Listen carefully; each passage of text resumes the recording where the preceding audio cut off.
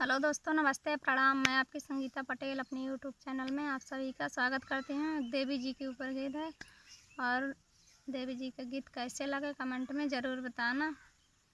जय माँ शेरा वाली। मैं सुमिरन करूँ तोहार महारानी, मैं सुमिरन करूँ तोहार महारानी, मैं सुमिरन करूँ तोहार महारानी।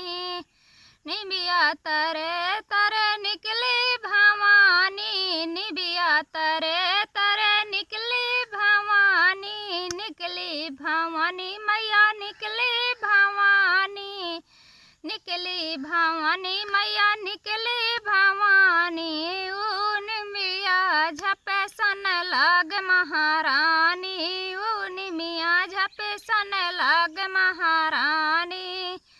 मैं सुमिरन करूँ तोहार महारानी, मैं सुमिरन करूँ तोहार महारानी। बागों के बीचों बीच निकली भवानी, बागों के बीचे बीचे निकली भवानी, निकली भवानी मैया निकली भवानी, निकली भवानी मैया निकली भवानी।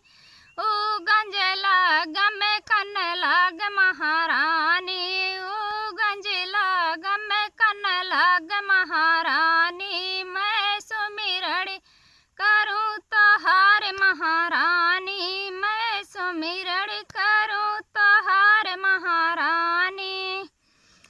बजरिया के बीचों बीच निकली भवानी, बजरिया के बीचों बीच निकली भवानी, निकली भवानी मैया निकली भवानी, निकली भवानी मैया निकली भवानी। ओ चुनरी लपे कन लाग महारानी, ओ चुनरी लपे कन लाग